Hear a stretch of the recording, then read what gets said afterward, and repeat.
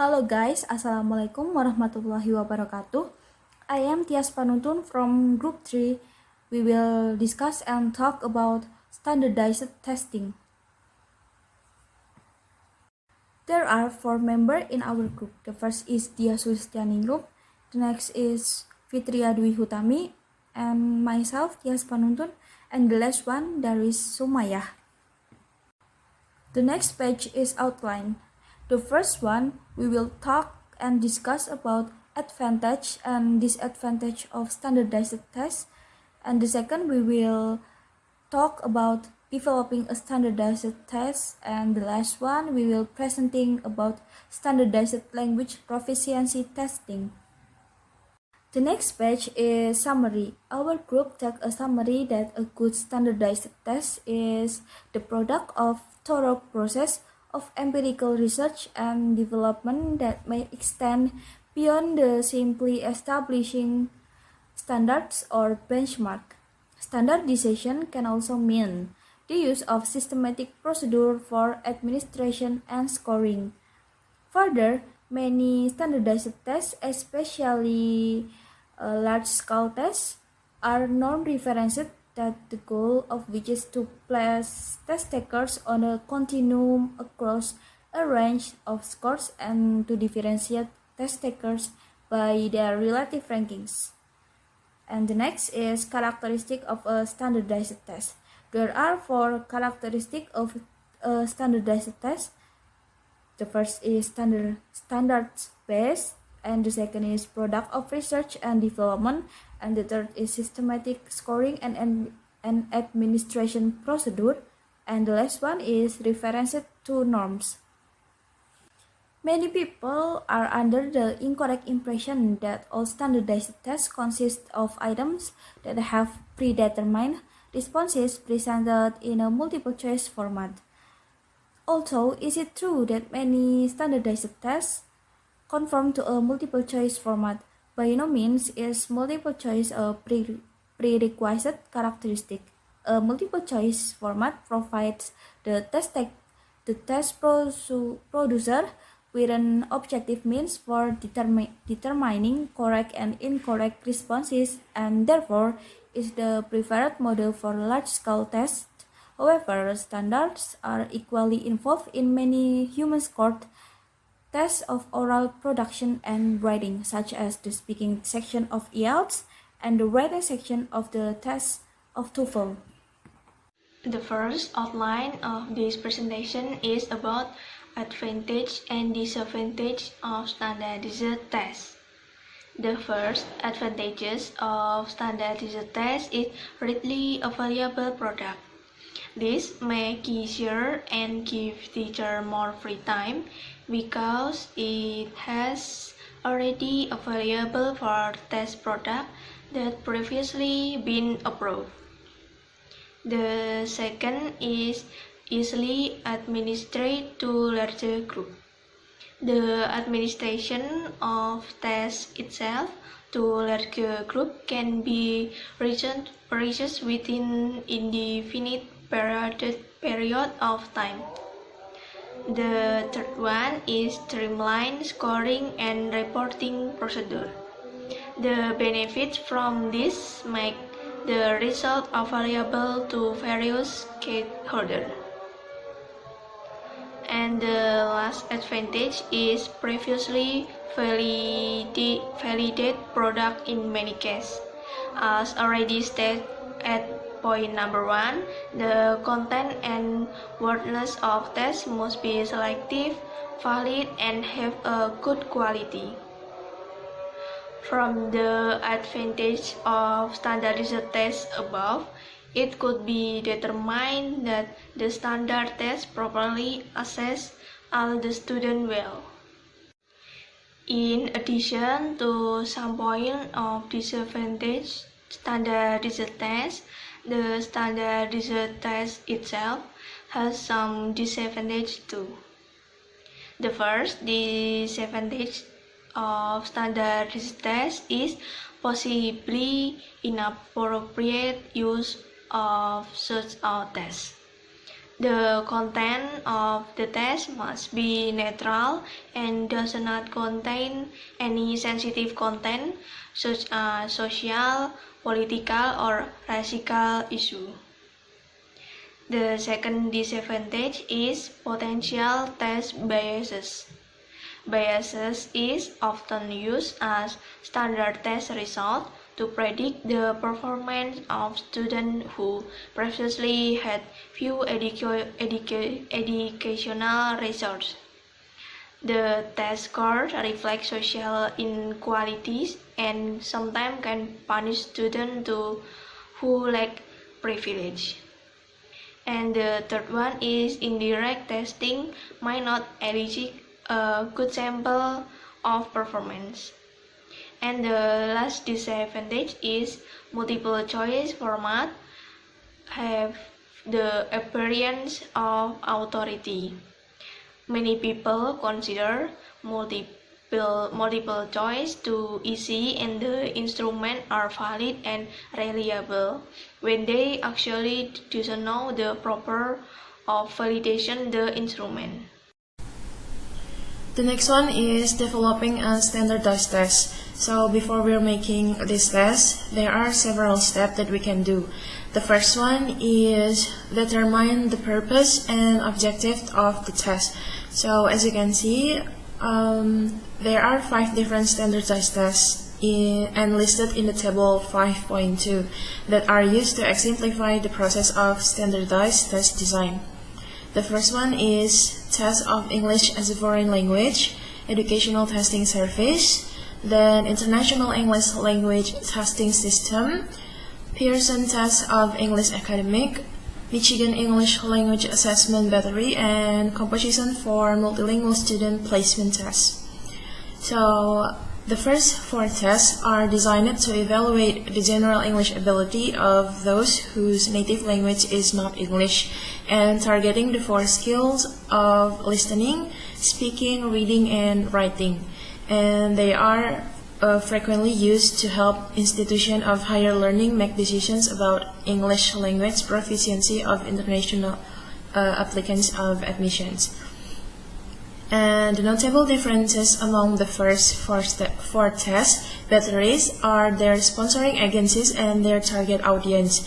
For example, the PTE is sponsored by the educational publisher Pearson and is used extensively in Australia for immigration purposes. And the MILAB is the only one of the 4 sponsored by the university. And the 5th test, or CMSPT, is locally designed and administered at San Francisco State University that are designed to place already admitted students into an appropriate course in academic writing with the secondary goal of placing students into courses in grammar editing. The second step is design the specification.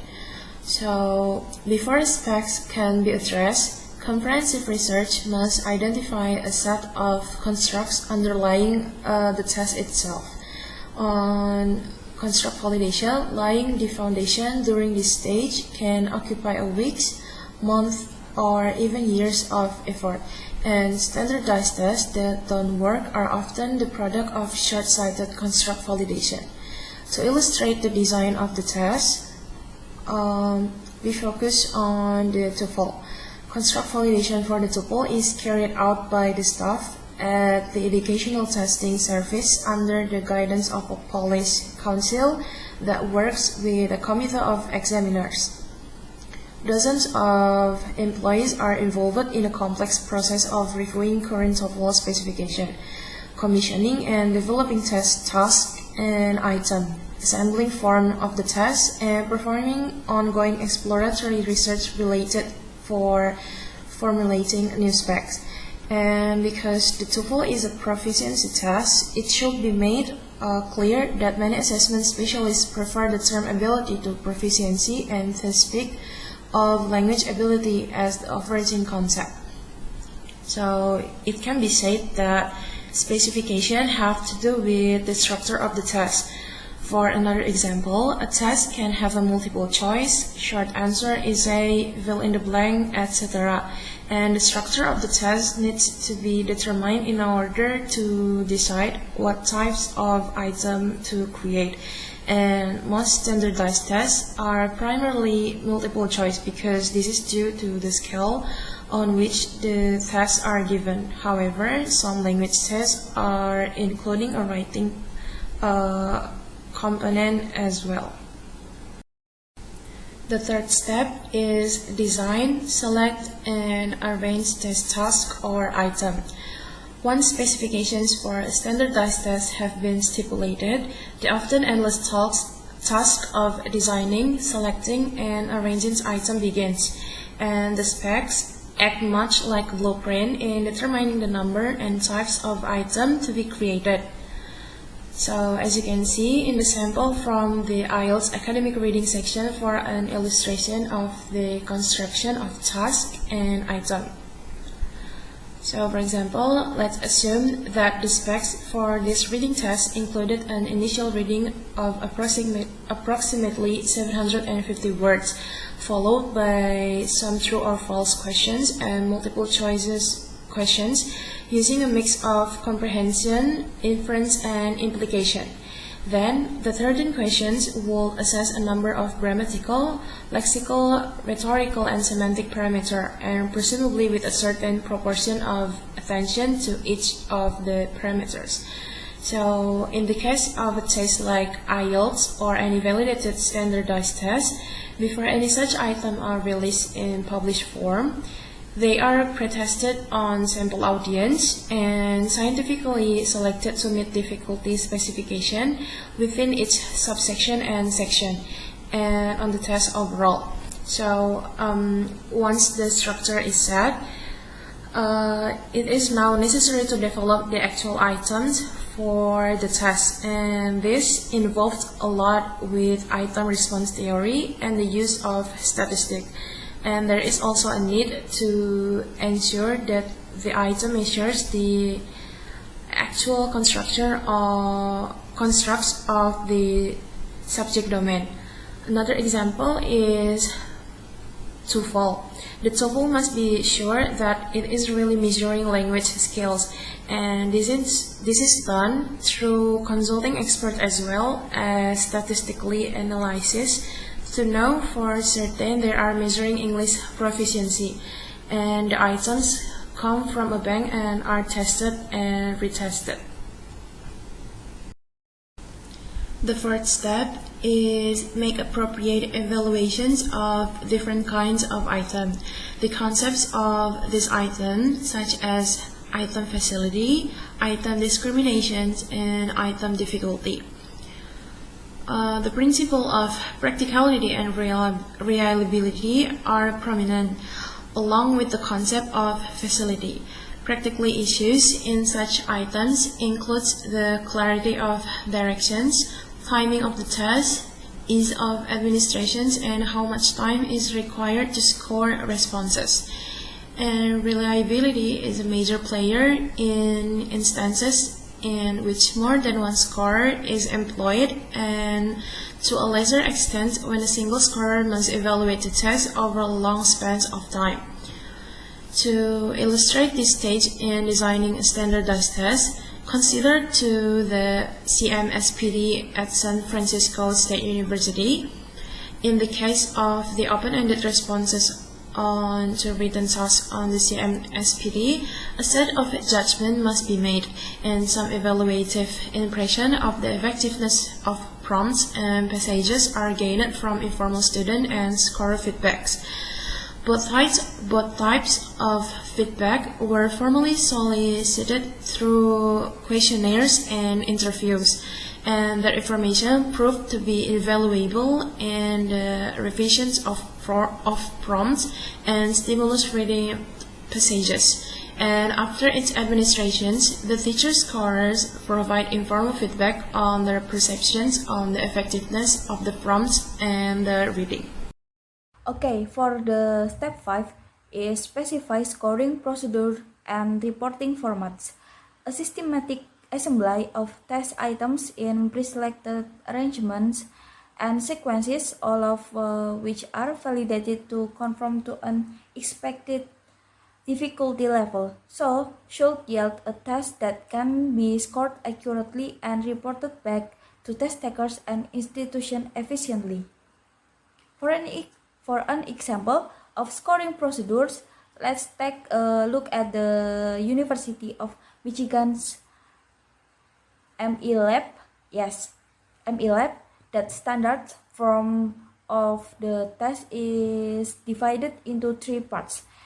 The first is written composition, and the second, listening comprehension, and the third is 4 different reports provide separate result of each of the three parts, and then plus a final score that is essentially a mean of the three section scores.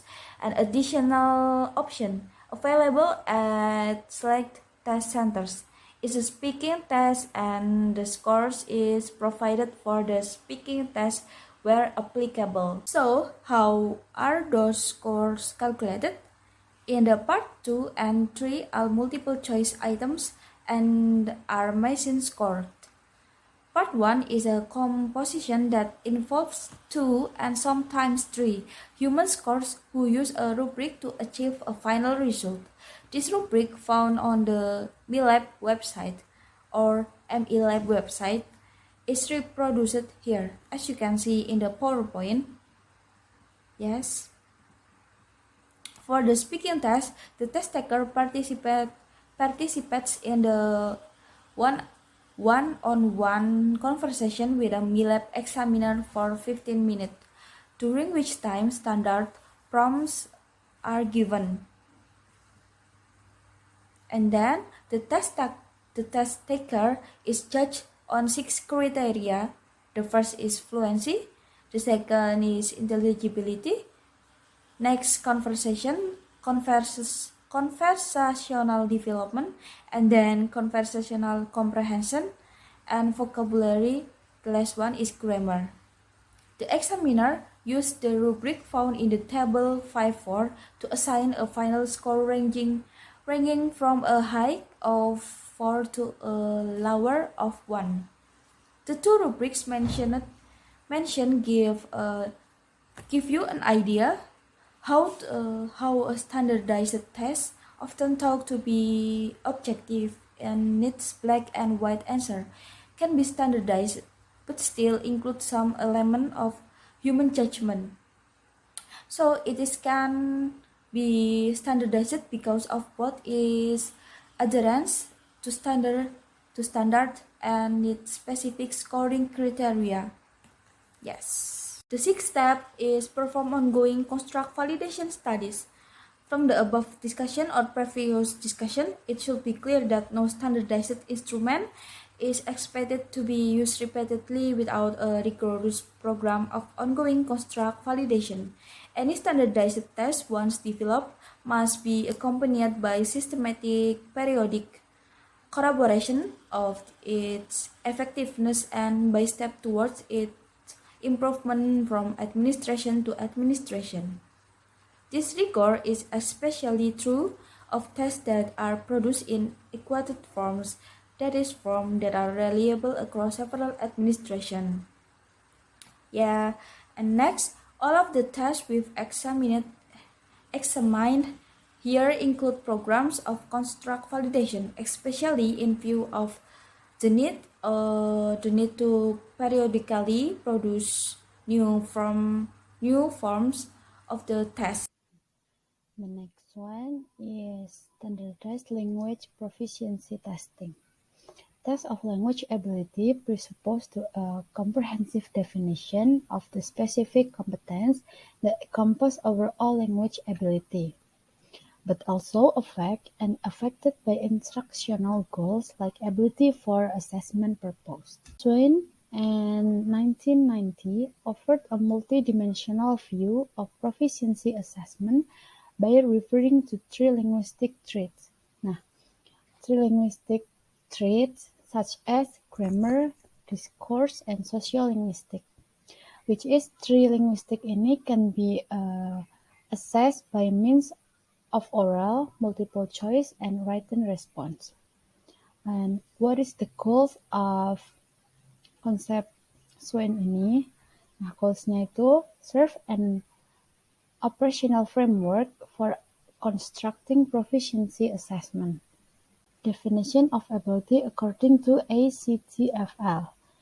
Nah, ACTFL ini have another definition of ability, yaitu ACTFL takes a holistic and more unitary view of proficiency in describing four levels, and the four levels such as superior, advanced, intermediate, and novice. Within each level, description of listening, speaking, reading, and writing are provided as guidelines for assessment. As an example, the ACTFL guideline for the superior level of speaking are listed on the picture below. There are 6 superior level speakers are characterized by ability to. The first one is participate fully and effective in conversation, informal or informal. The second one is provide a structured argument to explain and defend opinion and develop effective hypotheses within extended discourse. The third one is discuss topic concretely and abstractly. The fourth one is deal with a linguistically unfamiliar situation. The fifth one is maintain a high degree of linguistic accuracy. And the last one is satisfy the linguistic demand of professional and or scholarly life.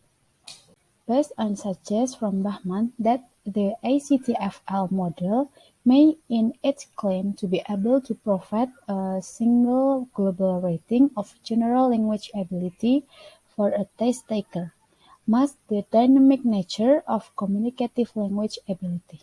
One is conclusion. The construction of valid standardized tests is no mere accomplishment.